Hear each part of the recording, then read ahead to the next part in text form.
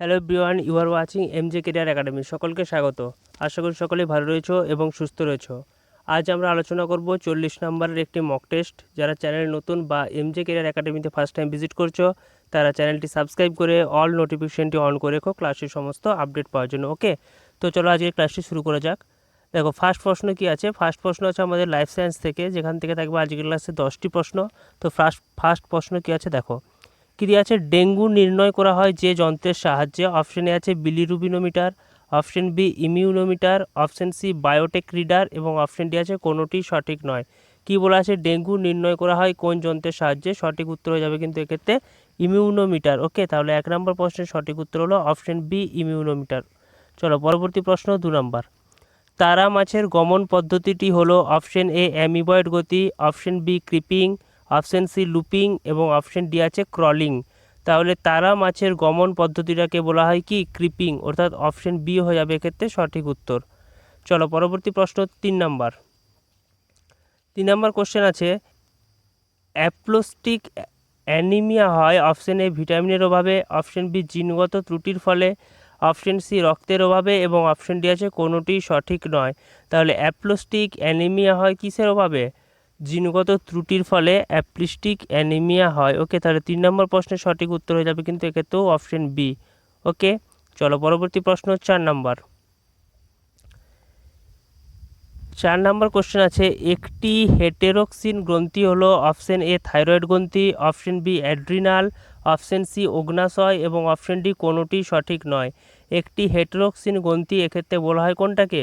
অগ্নাশয় গ্রন্থিটাকে হেটেরোক্সিন গ্রন্থি বলা হয়। অর্থাৎ 4 নম্বর প্রশ্নের সঠিক উত্তর হয়ে যাবে অপশন সি। চলো পরবর্তী প্রশ্ন 5 নম্বর। নিম্নলিখিত কোন কোষটি গ্লুকাগন সংশ্লেষ করে? কি বলা আছে? নিম্নলিখিত যে কোষগুলো দেওয়া আছে সেই কোষগুলোর মধ্যে কোন কোষটি গ্লুকাগন সংশ্লেষ করে? অপশন এ আলফা কোষ, অপশন বি ভোল্টা কোষ, অপশন সি বিটা কোষ এবং অপশন ডি আছে কোনোটাই নয়। তাহলে 5 নম্বর প্রশ্নের সঠিক উত্তর হয়ে যাবে কিন্তু আলফা কোষ। আলফা কোষ গ্লুকাগন সংশ্লেষ করে। ওকে, তাহলে 5 নম্বর প্রশ্নের সঠিক উত্তর অপশন এ। চলো পরবর্তী প্রশ্ন 6 নম্বর। 6 নম্বর কোশ্চেন আছে, যে রোগে হৃৎপিণ্ডে পর্যাপ্ত পরিমাণ রক্ত পৌঁছায় না। কি বলেছে? কোন রোগে হৃৎপিণ্ডে পর্যাপ্ত পরিমাণে রক্ত পৌঁছায় না? অপশন এ আছে হেপাটাইটিস, অপশন বি আছে অ্যালোপেসিয়া, অপশন সি অ্যানজিনা এবং অপশন ডি আছে পেরিকার্ডিয়াটিস। তাহলে কোন রোগ এক্ষেত্রে সঠিক উত্তর হবে? এক্ষেত্রে সঠিক উত্তর হবে অ্যানজিনা। যদি রোগ হয় তাহলে হৃৎপিণ্ডে পর্যাপ্ত পরিমাণে রক্ত পৌঁছায় না। ওকে, চলো পরবর্তী প্রশ্ন 7 নম্বর। যে উপক্ষার থেকে হাঁপানির ওষুধ তৈরি হয়? অপশন এ আছে atropine, option B morphine, option C আছে এমিটিন এবং অপশন ডি আছে ডাটুরিন। তাহলে কোন উপকার থেকে হাঁপানির ওষুধ তৈরি হয়? 7 নম্বর প্রশ্নের সঠিক উত্তরে যাবে কিন্তু অপশন বি মরফিন। মরফিন নামক উপক্ষার থেকে হাঁপানির ওষুধ তৈরি হয়। চলো পরবর্তী প্রশ্ন 8 নম্বর। ফাইটোপ্ল্যাঙ্কটন উপাদানটি হলো জলজ বাস্তুতন্ত্রের। অপশন এ উৎপাদক, বি খাদক, অপশন সি বিয়োজক এবং অপশন ডি আছে পরিবর্তক। তাহলে ফাইটোপ্ল্যাঙ্কটন উপাদানটি হলো জলজ বাস্তুতন্ত্রের কী হবে? উৎপাদক। তাহলে 8 নম্বর প্রশ্নের সঠিক উত্তর হয়ে গেল অপশন এ উৎপাদক। চলো পরবর্তী প্রশ্ন 9 নম্বর। বংশগতির একক কি? অপশন এ আছে নেফ্রন, অপশন বি ডিম্বাণু, অপশন সি জাইগোট এবং অপশন ডি আছে জিন। তাহলে বংশগতির একক এক্ষেত্রে সঠিক উত্তর কি হবে? জিন। জিনকে বলা হয় বংশগতির একক। তাহলে 9 নম্বর প্রশ্নের সঠিক উত্তর হলো অপশন ডি। চলো পরবর্তী প্রশ্ন 10 নম্বর। বৃক্ষের বয়স নির্ণয় করা যায় কিভাবে? অপশন এ বলয় গণনা করে, অপশন বি আর্ক ইন্ডিকেটরের মাধ্যমে, অপশন সি গাছের দৈর্ঘ্য মেপে এবং অপশন ডি আছে গাছের প্রস্থচ্ছেদ মেপে। তাহলে বৃক্ষের বয়স নির্ণয় করা যায় কিভাবে? এক্ষেত্রে সঠিক উত্তর হবে বলয় গণনা করে বৃক্ষের বয়স নির্ণয় করা যায়। তাহলে 10 নম্বর প্রশ্নের সঠিক উত্তর হয়ে গেল অপশন এ বলয় গণনা করে। এই ছিল আমাদের জীবনবিজ্ঞান থেকে 10টি প্রশ্ন। এরপর আমরা আলোচনা করব লাইফ সায়েন্স। আজকের ক্লাসে থাকবে এরপর আমরা আলোচনা করব ফিজিক্যাল সায়েন্স। আজকের ক্লাসে থাকবে ফিজিক্যাল সায়েন্স থেকে 10টি প্রশ্ন। ওকে, তো ফিজিক্যাল সায়েন্সের ফার্স্ট প্রশ্ন এবং 11 নম্বর কোশ্চেন কি আছে দেখো, একটি অর্ধপরিবাহীর উদাহরণ হলো অপশন এ রূপো, option B rubber, option C bakelite এবং অপশন ডি আছে সিলিকন। তাহলে একটা অর্ধপরিবাহীর উদাহরণ, এক্ষেত্রে সঠিক উত্তর কোনটা হবে?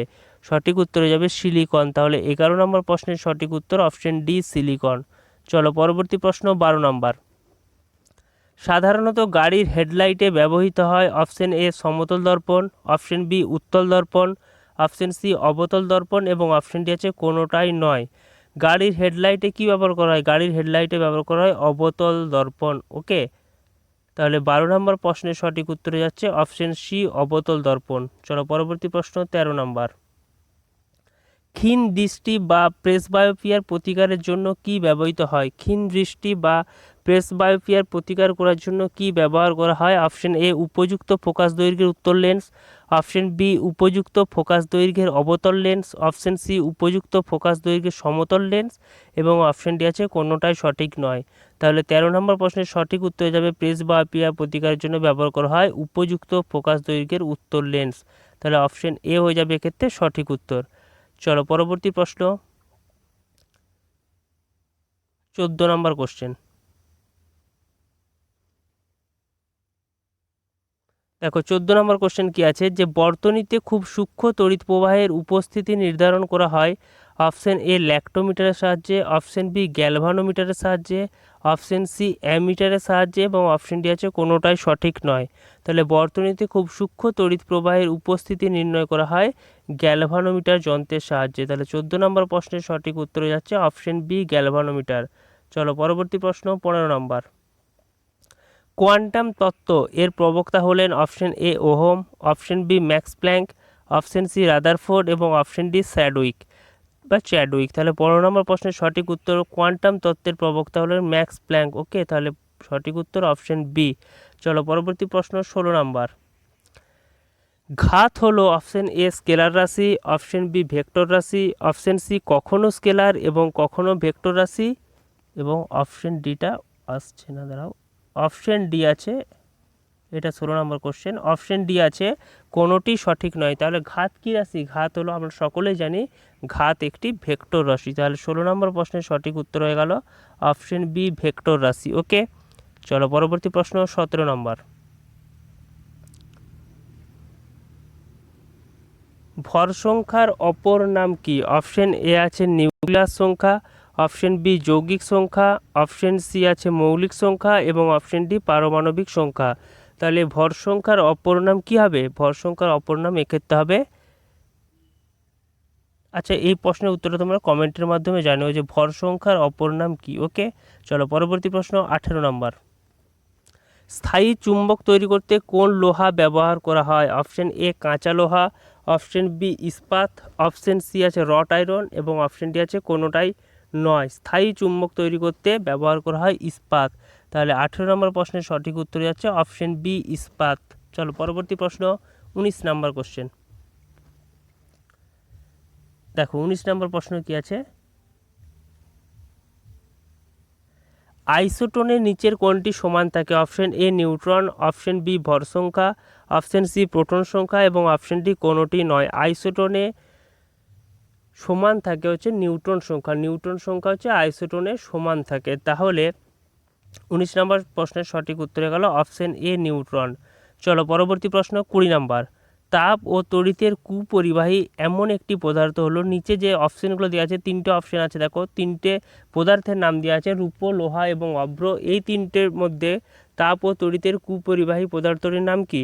20 নম্বর প্রশ্নের সঠিক উত্তর হবে অভ্র। অভ্র হচ্ছে তাপ ও তড়িতের কুপরিবাহী। তাহলে 20 নম্বর প্রশ্নের সঠিক উত্তর হয়ে গেল অপশন সি। এই ছিল আমাদের ফিজিক্যাল সায়েন্স থেকে 10টি প্রশ্ন। এরপর আমরা আলোচনা করব রিজনিং, যেখান থেকে আজকের ক্লাসে থাকবে 5টি প্রশ্ন। ওকে, চলো 21 নম্বর প্রশ্ন অর্থাৎ রিজনিংয়ের ফার্স্ট কোশ্চেন কি আছে দেখো। প্রশ্নে প্রদত্ত শ্রেণী থেকে ভুল সংখ্যাটি খুঁজে বের করো। একটি নাম্বার সিরিজ দেওয়া আছে, সেই নাম্বার সিরিজের মধ্যে একটা সংখ্যা ভুল দেওয়া আছে, সেই ভুল সংখ্যাটা আমাদেরকে কিন্তু খুঁজে বের করতে হবে। কি সিরিজটা দেওয়া আছে? 5, 13, 29, 61, 120 এবং 253। এই সিরিজটার মধ্যে একটা সংখ্যা ভুল দেওয়া আছে, সেই সংখ্যাটা কি সেটাই আমাদেরকে খুঁজে বের করতে হবে। ওকে, তো প্রতিটা রিজনিংয়ের জন্য কিন্তু তোমাদের হাতে থাকবে 10 সেকেন্ড সময়। 10 সেকেন্ডের মধ্যে তোমরা প্রতিটা রিজনিং সলভ করার চেষ্টা করবে, কারণ এক্সাম হলেও কিন্তু একটা রিজনিংয়ের পেছনে 10 থেকে 20 সেকেন্ডে কিন্তু টাইম পাবে তোমরা।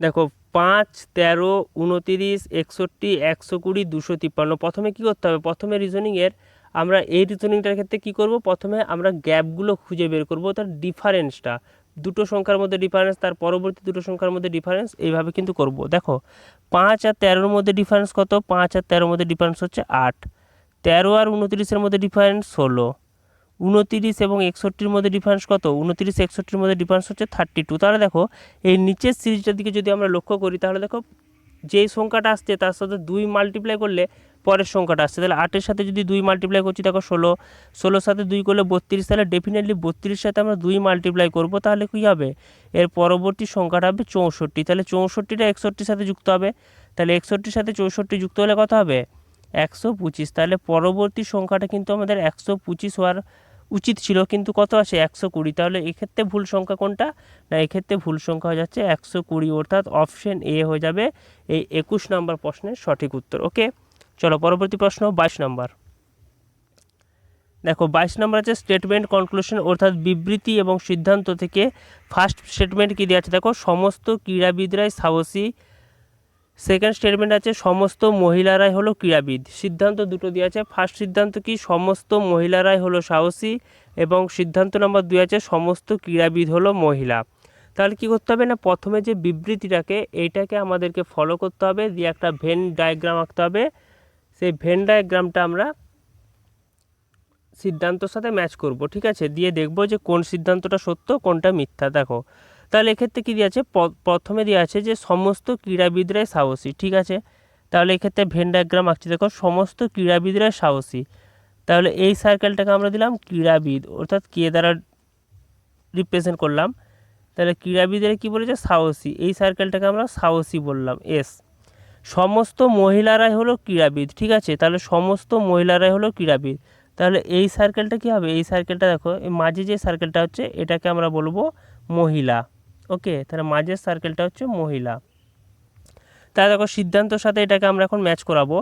কি আছে, ফার্স্ট সিদ্ধান্ত সমস্ত মহিলারাই হলো সাহসী। দেখো আমরা কি দেখতে পাচ্ছি যে সমস্ত মহিলারাই সাহসীর মধ্যে পরিচয়, কারণ দ্বিতীয় যে সার্কেলটা আছে সেটা কিন্তু সাহসীর মধ্যে আসছে, তাহলে 1 নম্বর সিদ্ধান্তটা সত্য। দ্বিতীয় সিদ্ধান্ত কী আছে, কিছু ক্রীড়াবিদ হলো মহিলা। দেখো কিছু ক্রীড়াবিদ তো মহিলা, কারণ দ্বিতীয় সার্কেলটার মধ্যে কিন্তু ক্রীড়াবিদ আছে, ফার্স্ট সার্কেল ক্রীড়াবিদ, তাহলে এক্ষেত্রে আমরা বলতে পারি যে কিছু ক্রীড়াবিদ হচ্ছে মহিলা। তাহলে সিদ্ধান্ত 1 এবং 2 এই উভয় সিদ্ধান্তই কিন্তু সত্য। তাহলে 22 নম্বর প্রশ্নের সঠিক উত্তর হয়ে যাচ্ছে অপশন বি। চলো পরবর্তী প্রশ্ন 23 নম্বর। 23 নম্বর কোশ্চেন আছে, নিম্নে প্রদত্ত বিকল্পগুলি থেকে সঠিক গাণিতিক চিহ্নগুলি নির্বাচন করে স্টার যে স্থানটা আছে সেই স্টার স্থানগুলোতে বসিয়ে সমাধানটির ভারসাম্য রক্ষা করো। ওকে, একটা দেখো 8 স্টার 5 স্টার 10 স্টার 2 স্টার 25 দিয়ে আছে। তো এর মধ্যে নিচে যে 4টে অপশান আছে সেই 4টে অপশান থেকে প্লাস মাইনাস সমান ইনটু এ সমস্ত যে চিহ্নগুলো আছে এই চিহ্নগুলো বসিয়ে আমাদের কিন্তু ওই ইকুয়েশনটা কিন্তু সমান করতে হবে। ওকে, ভারসাম্য রক্ষা করতে হবে। তাহলে কি হবে, এক্ষেত্রে কোন অপশানটা সত্য হবে, এক্ষেত্রে কিন্তু আমরা অপশান টেস্ট করবো অঙ্কটার ক্ষেত্রে। দেখো 8 স্টার 5 স্টার 10 স্টার 2 স্টার 25 দেওয়া আছে। তো এক্ষেত্রে 4টে অপশানের মধ্যে কোন অপশানটা থেকে গাণিতিক চিহ্নগুলো নিয়ে যদি আমরা বসাই তাহলে ওই ইকুয়েশনটার মধ্যে একটা ভারসাম্য রক্ষা হবে। ওকে, তাহলে 23 নম্বর প্রশ্নের সঠিক উত্তর কোনটা হবে, দেখো সলভ করছি। দেখো যদি অপশান এর দিকে আমরা লক্ষ্য করি, তাহলে এখানে যদি প্লাস বসাই তাহলে 8 + 5, এখানে যদি ইনটু করাই, এখানে ভাগ, এখানে সমান, তাহলে হচ্ছে কি, দেখো প্রথমে আমরা বড় মাস রুল হিসাবে জানি যে ভাগ হবে। তাহলে 10কে যদি 2 দ্বারা ভাগ করি 5, 5-এর সাথে 5 গুণ করলে 25, 25-এর সাথে 8 যোগ করলে কিন্তু হচ্ছে 30, কিন্তু আমাদেরকে চাই 25। তাহলে এই অপশানটা হলো না। তাহলে এখন যদি অপশান সি এর দিকে আমরা লক্ষ্য করি, দেখো 8-এর সাথে এরপরে 5 গুণ হবে যুক্ত 10 সমান 2 × 25। তাহলে দেখো এটা যদি সলভ করি, যদি লেফট হ্যান্ড সাইডটা আমরা সলভ করি তাহলে 8 × 5 = 40 আর 10 = 50 = রাইট হ্যান্ড সাইড 25 × 2 = 50।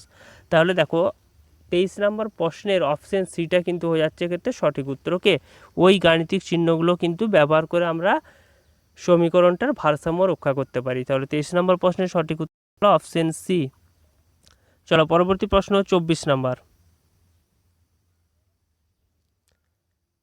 নম্বর কোশ্চেন আছে, যদি K E D J G Y K E K D Y G দ্বারা লেখা হয়, তাহলে লাইট LIGHTকে কী হিসাবে বা কিভাবে লেখা হবে? 4টে অপশান আছে, সেই 4টে অপশানের মধ্যে কোনটা সঠিক উত্তর হবে সেটা কিন্তু আমাদেরকে এক্ষেত্রে নির্ণয় করতে হবে।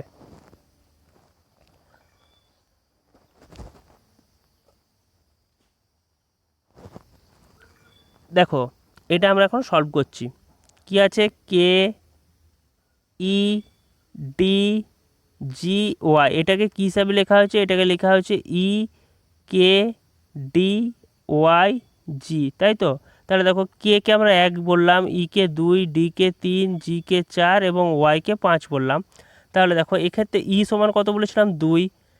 তারপরে কি আছে? কে 1। তারপরে দেখো ডিটা 3 নম্বরে ছিল, 3 লিখলাম, ওয়াই 5 এবং জি হচ্ছে 4। ঠিক আছে, ঠিক একইভাবে আমরা লাইটটাকেও একইভাবে সাজাবো। তাহলে লাইটটাকে একইভাবে সাজালে কী হবে?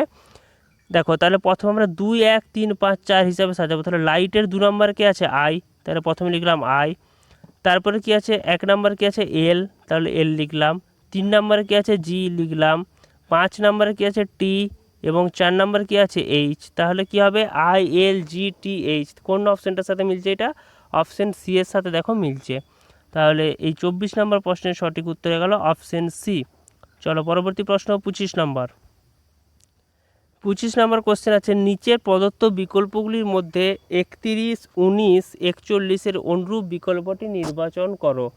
কি আছে? নিচের প্রদত্ত বিকল্পগুলির মধ্যে থেকে 31, 19 এবং 41 অনুরূপ বিকল্পটি নির্বাচন করো। 4টে অপশান আছে, 4টে অপশানের মধ্যে কোনটা সঠিক হবে? দেখো যদি 31, 39 এবং 31, 19 এবং 41 এই সিরিজটা দিকে লক্ষ্য করি, তাহলে একটা জিনিস দেখতে পাচ্ছি। দেখো এখানে যে 3টে সংখ্যা দেওয়া আছে, 3টে সংখ্যা কিন্তু প্রাইম নাম্বার অর্থাৎ মৌলিক সংখ্যা। তাহলে 3টেই মৌলিক সংখ্যা নিম্নোক্ত কোন অপশানগুলোর মধ্যে আছে? দেখো অপশান ডি এর মধ্যে কিন্তু 3টে সংখ্যাই মৌলিক সংখ্যা। তাহলে এই 25 নম্বর প্রশ্নের সঠিক উত্তর যাবে কিন্তু অপশান ডি। ওকে, এটা হচ্ছে প্রাইম নাম্বার, সকলেই প্রাইম নাম্বার। ওকে, চলো পরবর্তী প্রশ্ন 26 নাম্বার। 26 নম্বর কোশ্চেন থেকে আছে অ্যারিথমেটিক অর্থাৎ ম্যাথামেটিক্স, যেখান থেকে থাকবে আজকের ক্লাসে 5টি প্রশ্ন অর্থাৎ 5 মার্ক। ঠিক আছে, কি কোশ্চেন আছে দেখো, একটি দ্রব্যকে 270 টাকায় বিক্রি করলে 12.5% লাভ হয়, দ্রব্যটির ক্রয় মূল্য কত? একটি দ্রব্যকে 270 টাকায় বিক্রি করলে 12.5% লাভ হয়, দ্রব্যটির ক্রয় মূল্য কত? 4টে অপশান আছে, 240 টাকা, অপশান বি 220 টাকা, অপশান সি 210 টাকা এবং অপশান ডি আছে 250 টাকা। এক্ষেত্রে কোনটা সঠিক উত্তর হবে? যদি একটা দ্রব্যকে 270 টাকায় বিক্রি করে যায়, 12.5% লাভ হয়, দ্রব্যটির ক্রয় মূল্য কত? দেখো এক্ষেত্রে একটা সূত্রের সাহায্যে আমরা অঙ্কটাকে সলভ করব। সূত্রটা কি? সূত্রটা আমরা সকলেই জানি, বিক্রয় মূল্য সমান ক্রয় মূল্য সিপি, ক্রয় মূল্যকে আমরা সিপি অর্থাৎ কস্ট প্রাইস দ্বারা লিখছি, ইন্টু 100 প্লাস প্রফিট। ঠিক আছে, কি লিখবো? 100 প্লাস প্রফিট ডিভাইডেড বাই 100, তাই তো? তাহলে দেখো ক্রয় মূল্য কত দিয়ে আছে? 270। ঠিক আছে, সিপি বের করতে হবে, তাহলে সিপি লিখলাম, ইন্টু দেখো 100 প্লাস প্রফিট মানে কত? 100 প্লাস 12.5% মানে কত? 112.5, তাই তো? নিচে কত? নিচে 100। ঠিক আছে, দশমিকটা তোলার জন্য একটা শূন্য এক্সট্রা দিলাম, তাহলে এখানে কত লিখবো?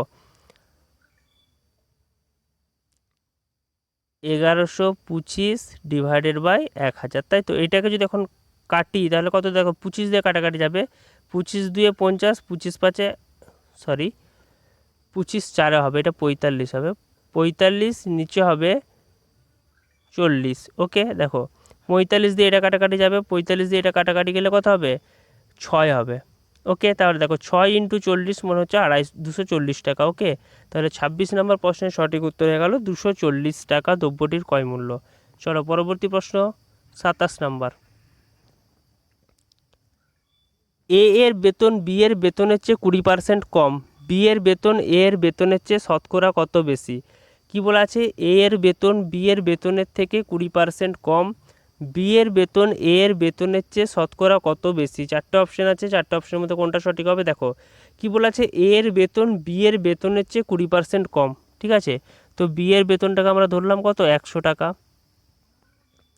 এ এর বেতনটাকে ধরলাম 80 টাকা। তাহলে দেখো বি এর বেতন যদি 100 হয় তাহলে এ এর বেতন 80 টাকার ক্ষেত্রে থেকে বলতে পারি 20% কম, ঠিক আছে। এরপর কি বলছে, বি এর বেতন এ এর বেতনের চেয়ে শতকরা কত বেশি, তাহলে বি এর বেতন এ এর বেতনের চেয়ে কত বেশি, এই দুটো ইকুয়েশন আমরা দেখলে বলতে পারি 20 টাকা বেশি। 20 টাকা বেশি কার রেসপেক্টে, এ এর রেসপেক্টে। তাহলে এ কত, এ আমরা জানি এ হচ্ছে 80 টাকা ইন্টু 100। তাহলে এটাকে সলভ করলে আসবে 20 4 80, 4 25 100, তাহলে 25% বেশি। তাহলে 27 নম্বর প্রশ্নের সঠিক উত্তর হয়ে গেল অপশন এ 25%। চলো পরবর্তী প্রশ্ন 28 নম্বর। 28 নম্বর প্রশ্ন হচ্ছে লসাগু এবং গোসাগু থেকে 400 ও 500 এর মধ্যবর্তী বৃহত্তম কোন সংখ্যা 12, 16 এবং 24 দ্বারা বিভাজ্য। কি বলা আছে, 400 এবং 500 এর মধ্যবর্তী বৃহত্তম কোন সংখ্যা 12, 16 এবং 24 দ্বারা বিভাজ্য। এক্ষেত্রে এই অঙ্কগুলো সলভ করার সবথেকে সহজ উপায় হলো এই 12, 16 এবং 24 যে তিনটে সংখ্যা দেওয়া আছে, তিনটে সংখ্যা আমরা প্রথমে এলসিএম বের করে নেব।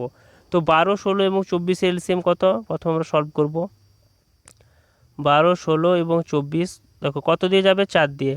4 3 12, 4 4 16, 4 6 24, দেখো এরপর 3 যাবে, 3 1 3, 4 3 2 6, এরপর দেখো 2 যাবে, 2 দিয়ে 4, 2 1 2, তাহলে 2 দিয়ে 4, 3 12, 12 4 48, তাহলে এর এলসিএম কত হলো, 12, 16 এবং 24 এলসিএম হচ্ছে 48, ঠিক আছে। এখন আমরা দেখব 400 এবং 500 এর মধ্যবর্তী সবথেকে বৃহত্তম সংখ্যাটা বের করব, যে সংখ্যাটা 48 দ্বারা বিভাজ্য। তাহলে দেখো 400 এবং 500-র মধ্যে যে বৃহত্তম সংখ্যা যেটা 48 দ্বারা বিভাজ্য সেটা কত হবে, যদি 48 সাথে আমরা 10 মাল্টিপ্লাই করি কত হবে, 480। 10 মাল্টিপ্লাই করলে হবে 480, তাহলে এই 480 এরপর যদি 48 সাথে আমরা 11 মাল্টিপ্লাই করি তাহলে কত হবে, 528, যেটা 500 থেকে বড় হয়ে যাচ্ছে। তাহলে 28 নম্বর প্রশ্নের সঠিক উত্তর হয়ে যাবে কিন্তু 480, অর্থাৎ অপশন ডি।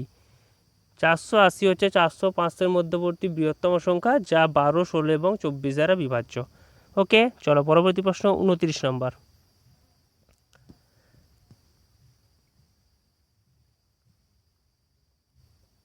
দেখো 29 নম্বর প্রশ্ন কি আছে, যদি 16a প্লাস 16b সমান 48 হয় তবে এ এবং বি এর গড় কত। কি বলা আছে, একটা ইকুয়েশন দিয়ে আছে, ইকুয়েশনটা কি 16a প্লাস 16b সমান 48, এ এবং বি এর গড় কত, গড়টা আমাকে বা এভারেজটা আমাদের কিন্তু এক্ষেত্রে নির্ণয় করতে হবে। কিভাবে করব দেখো, 16a প্লাস 16b সমান 48, তো এটাকে লিখলাম 16a প্লাস 16b সমান 48। ওকে, লেফট হ্যান্ড সাইড থেকে আমরা 16 কমন নিলাম, তাহলে কি পড়ে থাকছে a প্লাস বি সমান 48। ওকে, তাহলে দেখো লেফট হ্যান্ড সাইড থেকে 16টাকে রাইট হ্যান্ড সাইডে নিয়ে যদি যাই তাহলে a প্লাস বি সমান কত হবে, 48 ডিভাইড বাই 16 অর্থাৎ 3। তাহলে দেখো a প্লাস বি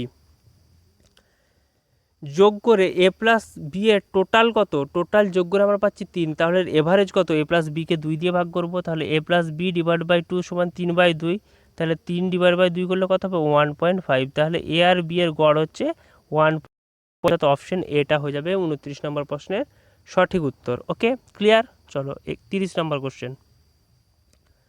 দেখো 30 নম্বর প্রশ্ন আছে, একটা এভারেজ থেকেই দেওয়া হয়েছে। 30 নম্বর কোশ্চেনটা কি আছে দেখো, 8 জন ছেলের গড় ওজন 1.5 কেজি বৃদ্ধি পায় যখন 65 কেজি ওজন বিশিষ্ট একটি ছেলের বদলে নতুন একটি ছেলের ওজন যোগ করা হয়। নতুন ছেলেটির ওজন কত। অপশন এ আছে 70 KG, option B 74 KG, option C 76 KG এবং অপশন ডি আছে 77 কেজি। কি বলা হয়েছে, 8 জন ছেলের গড় ওজন হচ্ছে 1.5 কেজি বৃদ্ধি পায় যখন 65 কেজি ওজন বিশিষ্ট একটি ছেলের বদলে নতুন একটি ছেলের ওজন যোগ করা হয়। নতুন ছেলেটির ওজন কত, দেখো খুব শর্ট ট্রিক্সের সাহায্যে অঙ্কটা করব। শর্ট ট্রিক্সটা কি, 8 জন ছেলের গড় ওজন কত করে বৃদ্ধি পেয়েছে, 1.5 করে বৃদ্ধি পেয়েছে, তাহলে মোট কত ওজন বৃদ্ধি পাচ্ছে, তাহলে মোট বৃদ্ধি পাচ্ছে 8 ইন্টু 1.5, এটা গুণ করলে হবে 12। তাহলে 65 কেজি ওজন বিশিষ্ট একটা ছেলের বদলে নতুন ছেলে নেওয়া হচ্ছে, মানে যার জন্য 1.5 কেজি করে বৃদ্ধি পাচ্ছে, তাহলে 65 কেজির সাথে আমরা এই 12টা যোগ করব, তাহলে কত হবে 77। এই 77 কেজি ওজন বিশিষ্ট একটা ছেলে নেওয়ার ফলেই কিন্তু প্রত্যেকের ওজন 1.5 কেজি করে বৃদ্ধি পেয়েছে। তাহলে 30 নম্বর প্রশ্নের সঠিক উত্তর হয়ে গেল অপশন ডি 77 কেজি। ওকে, চলো পরবর্তী প্রশ্ন 31 নম্বর আছে ইংলিশ থেকে। সরি,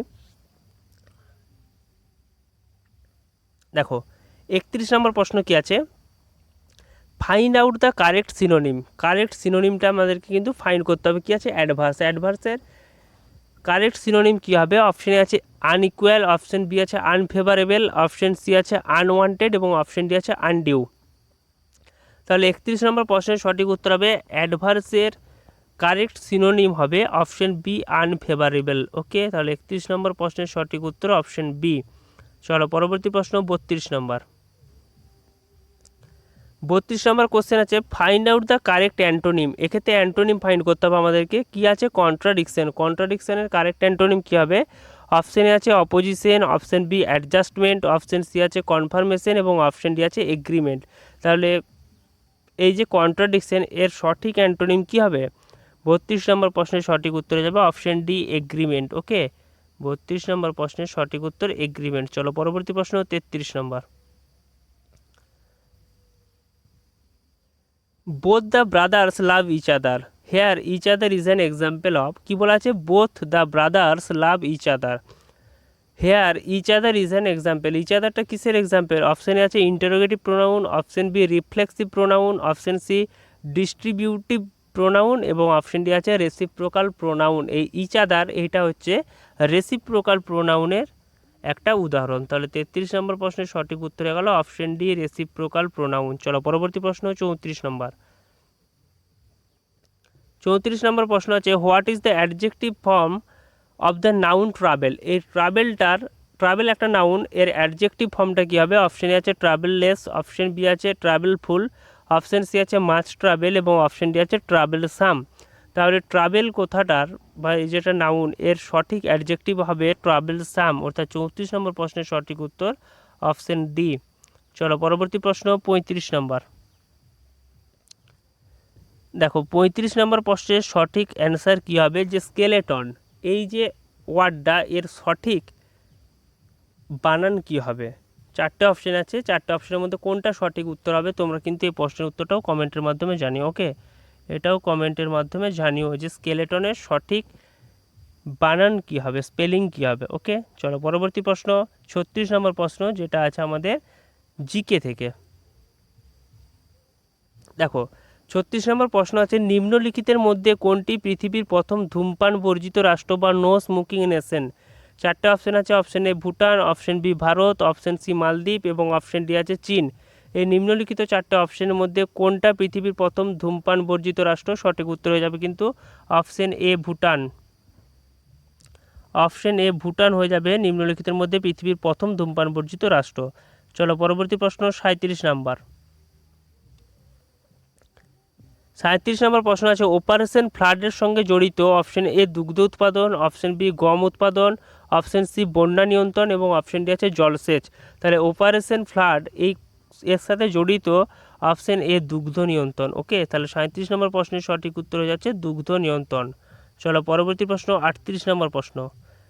কোন দেশকে উদীয়মান সূর্যের দেশ বলা হয়? Option A Japan, option B Norway, option C Ireland এবং অপশান ডি থাইল্যান্ড। তাহলে নিম্নলিখিত চারটে অপশানের মধ্যে কোন দেশটাকে বলা হয় উদীয়মান সূর্যের দেশ? সঠিক উত্তর হয়ে যাবে কিন্তু এক্ষেত্রে কী হবে সঠিক উত্তর?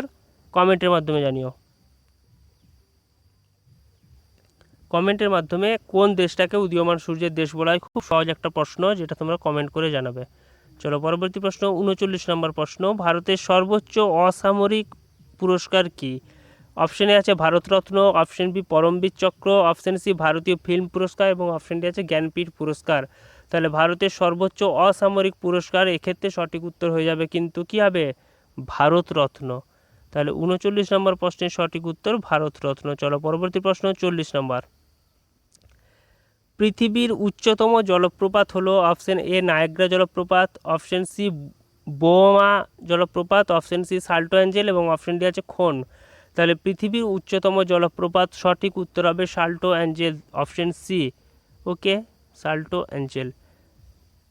তো ফ্রেন্ডস, আজ এ পর্যন্তই। যদি ভিডিওটি ভালো লেগে থাকে তাহলে একটি লাইক করো এবং কেমন লাগলো তা কমেন্টের মাধ্যমে জানাও। আর চ্যানেল নতুন হলে বা এমজে কেরিয়ার একাডেমিতে ফার্স্ট টাইম ভিজিট করলে চ্যানেলটি সাবস্ক্রাইব করে অল নোটিফিকেশানটি অন করে রেখো ক্লাসের সমস্ত আপডেট পাওয়ার জন্য। আর এই জাতীয় পিডিএফ আমরা আমাদের টেলিগ্রাম চ্যানেলে প্রোভাইড করে থাকি। টেলিগ্রাম চ্যানেলে যুক্ত হওয়ার জন্য টেলিগ্রামে গিয়ে এমজে কেরিয়ার একাডেমি নাম সার্চ করো এবং ওইখান থেকে আমাদের চ্যানেলে যুক্ত হতে পারো। আর ভিডিওটি যদি ভালো লেগে থাকে তাহলে অতি অবশ্যই কিন্তু বন্ধুদের সাথে শেয়ার করো। ওকে, তো বাই বাই।